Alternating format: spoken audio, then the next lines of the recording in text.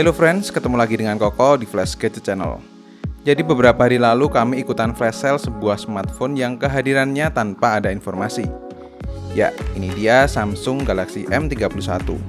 Penerus varian sebelumnya M30s yang sebelumnya kami juga sempat review.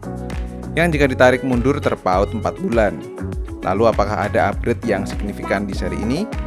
Mari kita mulai videonya. Pengirimannya rapi dengan box dari sebuah marketplace. Di dalamnya ternyata kami dapat sebuah kartu perdana XL. Terus ini dia produknya, Samsung Galaxy M31. Dengan box bagian depan nampak gambar tipenya dan tulisan M31 di bawahnya. Bagian samping dus juga ada tulisan Samsung Galaxy M31. Sedangkan bagian belakang polos tanpa ada tulisan USB-nya. Dan di bagian bawah tertulis keterangan produknya tipe SM-M315F. Dan kebetulan kami beli warna red dengan RAM 6GB dan ROM 128GB. Nggak usah pakai lama, langsung buka aja ya.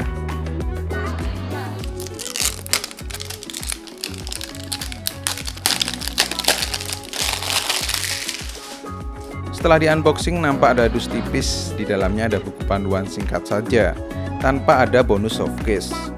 Di bawahnya dapat stiker IMEI, serta langsung nampak unit Galaxy M31. Tapi mari kita pinggirkan dulu. Setelah itu di sini ada pin ejector SIM card seperti biasa, sebuah adapter charger, dan kabel data USB Type-C berwarna putih. That's it. Sudah, mari bereskan sebentar. Ini dia unit Samsung Galaxy M31. Di bungkusnya tertulis 3 USB, mulai dari Infinity U display, kuat kamera, dan 6000 mAh baterai.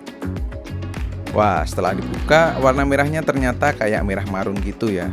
Cakep banget. Mending nyalain dan langsung hands-on aja.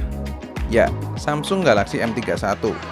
Dari depan yang langsung mencolok adalah bezel bagian bawah yang cukup lebar. Sedangkan bagian atas sendiri menggunakan notch yang Samsung menyebutnya Infinity U.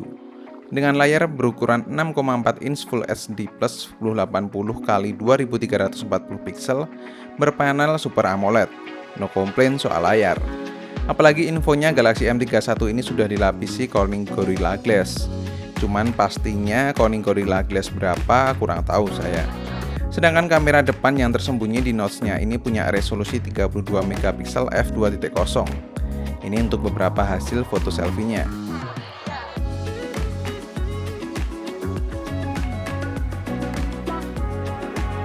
Balik bagian belakang, ini dia upgrade-nya dari M30s. Setup 4 kamera yang langsung terlihat di pojok kiri atas. Punya main kamera sebesar 64MP aperture f1.8, ultra wide 8MP aperture f2.2, deep kamera 5MP aperture f2.2, dan makro 5MP aperture f2.2 yang tentunya dilengkapi juga dengan LED flash. Dimana untuk hasil fotonya seperti ini. Jika dilihat memang hasil fotonya lebih cenderung ke vivid ya. Tapi detailnya besok deh kalau kami bahas lebih lanjut.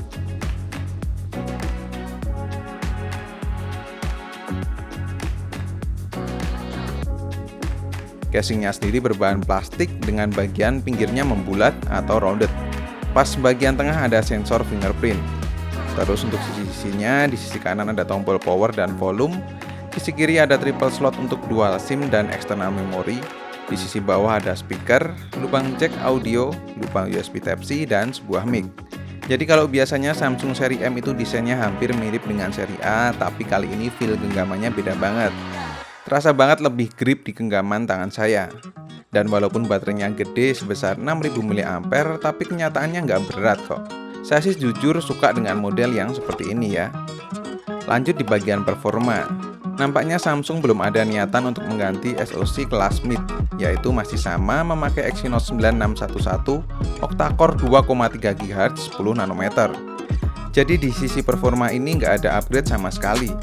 Tes Antutu 8 dapat skor 190 ribuan. Dan untuk main game PUBG dapat settingan smooth dengan frame rate ekstrim. Pengalaman main gamenya sih masih sama dengan Galaxy M30s. Jadi walaupun bisa di smooth ekstrim, tapi kerasanya ini nggak di 60 fps, melainkan berkisar 30-40 fps saja. Nanti untuk detailnya kami bahas di gaming testnya saja deh. Namun secara overall performanya masih oke buat handphone di kelas mid. Apalagi ini sudah dibekali RAM 6GB dan ROM 128GB. jadinya pasti lega banget buat nyimpen file atau install beberapa app. Buat saya Galaxy M31 ini bakal jadi smartphone mid-range yang worth it untuk dipinang, walaupun kesan upgrade-nya nggak signifikan. Tapi jika dilihat harganya yang di 3.499.000 ketika flash sale, sungguh pilihan yang nggak bisa ditolak. Baterai gede 6000 mAh, kuat kamera 64 MP, dan performa yang masih mumpuni untuk handphone di kelasnya. Buat kamu yang nyari baterai gede dan kamera oke, ini bisa jadi salah satu rekomendasinya. Gimana? Tertarik? Kalau tertarik, link pembeliannya di kolom deskripsi ya. So, cukup sekian video kali ini. Terima kasih banyak yang sudah nonton sampai akhir. Koko undur diri dan sampai jumpa di video berikutnya.